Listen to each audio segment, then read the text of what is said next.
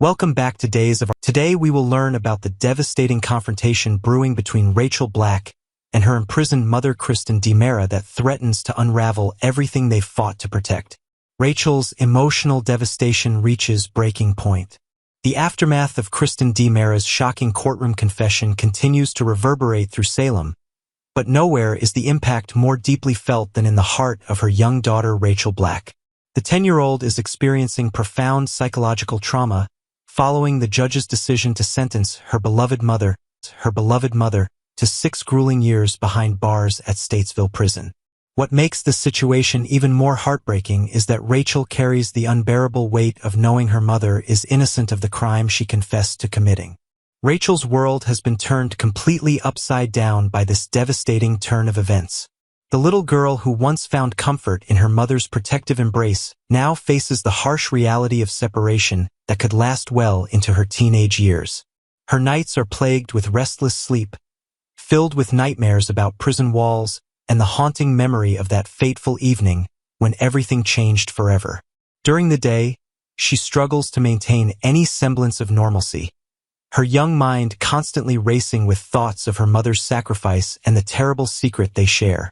The psychological toll on Rachel becomes increasingly apparent to those around her. Brady Black, her father, watches helplessly as his daughter retreats into herself, her usual spirited demeanor replaced by a hollow-eyed sadness that seems far too mature for someone her age.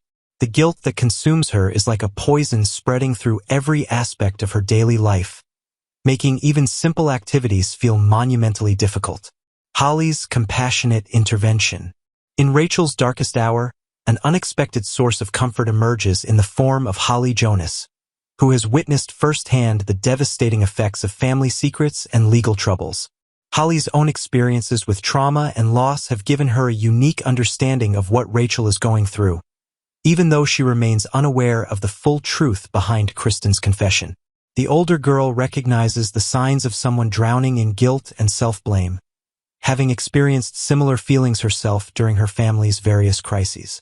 Holly approaches Rachel with the gentle wisdom of someone who has learned that healing comes through connection and understanding rather than isolation. She creates safe spaces for Rachel to express her overwhelming emotions, whether through quiet conversations in the park or simple activities that provide temporary distraction from the weight of her burden. Holly's natural empathy shines through as she offers words of encouragement, reminding Rachel that sometimes the people we love make difficult choices that aren't our fault. What makes Holly's support even more poignant is her complete lack of knowledge about Rachel's actual role in the shooting that landed E.J. DiMera in the hospital.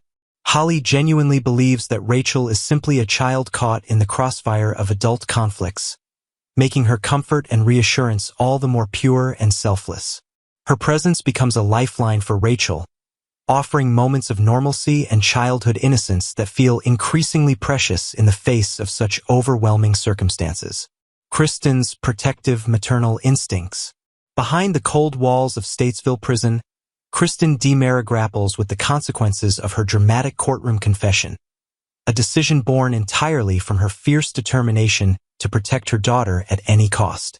Every day that passes in her cell serves as a reminder of the sacrifice she made, trading her freedom for Rachel's innocence and future. The 6-year sentence hangs over her like a dark cloud, but Kristen finds strength in knowing that her daughter will grow up without the stigma and trauma of being labeled as EJ's shooter. Kristen's maternal instincts, honed by years of fighting for her place in Rachel's life, have never been sharper than they are now. She understands better than anyone the psychological fragility of her young daughter and the devastating impact that taking responsibility for the shooting would have on Rachel's developing mind. The decision to confess wasn't just about protecting Rachel from legal consequences. It was about preserving her daughter's childhood innocence and mental health for as long as possible.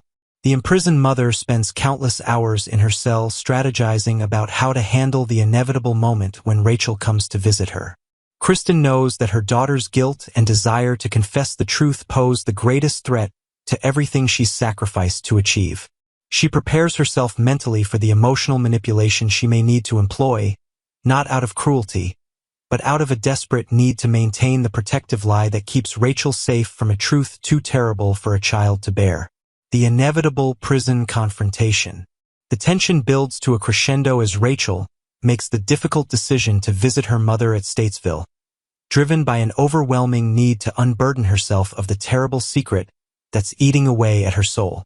The young girl's determination to tell the truth stems from her deep love for Kristen and her inability to watch her mother suffer for a crime she didn't commit. In Rachel's innocent mind, confessing seems like the obvious solution to end her mother's imprisonment and restore their family to its previous state. However, Kristen has anticipated this moment and prepared herself for the emotional battle that lies ahead. When Rachel finally sits across from her in the sterile prison visiting room, the atmosphere is charged with unspoken tension and conflicting emotions. Rachel's tear-filled eyes meet her mother's determined gaze, and both women understand that this conversation will determine the course of their future relationship and Rachel's psychological well-being. The confrontation that follows is nothing short of explosive, with Rachel's childlike determination clashing against Kristen's unwavering maternal protection. Rachel pleads with her mother to let her tell the truth, her voice breaking as she explains how the guilt is destroying her from the inside out. She speaks of sleepless nights, constant anxiety, and the unbearable weight of watching her mother pay the price for her actions. Her words are filled with the pure honesty that only children possess, making her pleas all the more heartbreaking. Kristen's desperate measures. Faced with her daughter's determination to confess, Kristen realizes that gentle persuasion will not be enough to maintain the protective barrier she's constructed around Rachel's involvement in the shooting. The mother who has always prided herself on being Rachel's greatest advocate now finds herself in the impossible position of having to be harsh with her beloved child to protect her from herself. Kristen's voice takes on a sharp, authoritative tone as she firmly instructs Rachel to remain silent about what really happened that night. The scolding that follows is perhaps the most difficult thing Kristen has ever had to do as a mother. She watches the confusion and hurt flash across Rachel's innocent face as she explains, in terms that seem cruel but are born from desperate love, why Rachel must never speak the truth about the shooting. Kristen emphasizes the consequences that would follow a confession, not just legal ramifications, but the psychological trauma that would haunt Rachel for the rest of her life. This moment represents a turning point in their relationship, as Rachel struggles to understand why her mother, who has always encouraged honesty and taking responsibility for one's actions, now demands the exact opposite. The internal conflict visible on Rachel's face reflects the impossible position both mother and daughter find themselves in, trapped between truth and protection, love and sacrifice. The weight of silence. As their prison visit continues, the question that haunts both Kristen and Rachel becomes increasingly urgent. Will Rachel be able to maintain the silence her mother demands, or will her conscience ultimately compel her to speak the truth regardless of the consequences? The young girl sits in stunned silence, processing her mother's harsh words and trying to reconcile them with everything she's been taught about right and wrong. Rachel's internal struggle is evident in every trembling breath and tear-filled glance toward her imprisoned mother. The weight of carrying such a monumental secret at such a young age threatens to crush her spirit entirely, yet Kristen's forceful words have planted seeds of doubt about whether confession would truly help anyone. The complexity of the situation, where telling the truth might cause more harm than good, challenges Rachel's black-and-white understanding of morality in ways that no child should have to experience. The visiting room seems to shrink around them as mother and daughter face off in this battle of wills, each driven by love, but pulling in opposite directions. Rachel's desire to free her mother wars against her newfound understanding of the potential consequences of her confession, creating an emotional tug-of-war that threatens to tear her apart from the inside. Uncertain future and shocking revelations. As their emotionally charged meeting draws to a close, both Rachel and Kristen are left to grapple with the uncertain future that lies ahead of them. The question of whether Rachel will ultimately honor her mother's wishes or follow her conscience remains unanswered, creating a tension that will undoubtedly continue to build in the coming days and weeks. The psychological pressure on the young girl continues to mount, and those closest to her, including Holly and Brady, remain vigilant for signs that she might be reaching her breaking point. The stakes couldn't be higher for this mother-daughter pair, as their decisions in this critical moment will shape not only their own futures but potentially impact the entire DiMera family dynamic. Rachel's struggle with the burden of truth versus the weight of silence represents one of the most compelling emotional storylines to hit Salem in recent memory, showcasing the complex ways that family loyalty and love can both protect and destroy. As viewers eagerly await the next developments in this heart-wrenching saga, one thing remains certain. The bond between Kristen and Rachel will be tested in ways neither of them could have imagined, and the outcome of their prison confrontation will reverberate through Salem for months to come. Next, Gabi's questions stir trouble, and EJ's good idea backfires. In Salem, the smallest of questions often carries the weight of hidden motives. One such moment unfolded when Gabi Hernandez, never one to miss an opportunity, spotted Philip Kiriakis in the town square. What began as a simple invitation to dinner soon transformed into a night full of subtle interrogations, half-truths, and dangerous alliances. Meanwhile, elsewhere in town, EJ DiMera continued to push forward his grand hospital renovation plans that might look noble on the surface but carried a hidden agenda that not everyone was willing to accept. Gabi and Philip shared dinner and secrets. The day began innocently enough. Philip, enjoying a rare moment of peace, caught sight of Gabi in the square. Always a gentleman when he wanted to be, he asked if she'd join him for dinner. Gabi, ever the strategist, agreed without hesitation. What Philip didn't realize was that this dinner was not just about food, but about information. As the two sat across from each other at a cozy bistro table, glasses of wine in hand, the air seemed lighthearted. Philip leaned back, smiling, trying to enjoy what he assumed would be a pleasant evening. But Gabi, sharp-eyed and calculating, quickly turned the conversation toward his recent alliance with Xander. "So," she asked casually, her tone playful but her eyes watchful, "how are things going between you and Xander? I heard you two are working together now." Philip froze for just a moment. How did she know about that? Salem wasn't a town known for keeping secrets for long, but this particular arrangement had been kept relatively quiet. He hesitated, frowning slightly, but just as quickly brushed it off. After all, this was Gabi. If anyone could sniff out a secret, it was her. Philip admitted that he and Xander had found some common ground, surprising though it might be. He even gave credit where it was due, thanking Gabi for the advice that had helped smooth things over between them.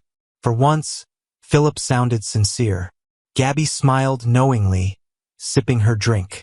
But she wasn't finished yet. She leaned in closer, lowering her voice. "And what about your stalker problem? Any progress?" Philip's jaw tightened. No, they hadn't found the stalker yet, but he swore that whoever was behind it would live to regret crossing him. His voice carried a dangerous edge that only made Gabi smile wider. She nodded, satisfied for now. A shared enemy. The strange thing about Salem is how enemies can suddenly become allies when a bigger threat looms. Philip and Xander had every reason to despise one another, but thanks to Gabi's meddling, they were finding themselves aligned. That fact didn't escape Philip. "Funny, isn't it?" he said, raising his glass. "Sometimes the people you least expect turn out to be the ones standing beside you.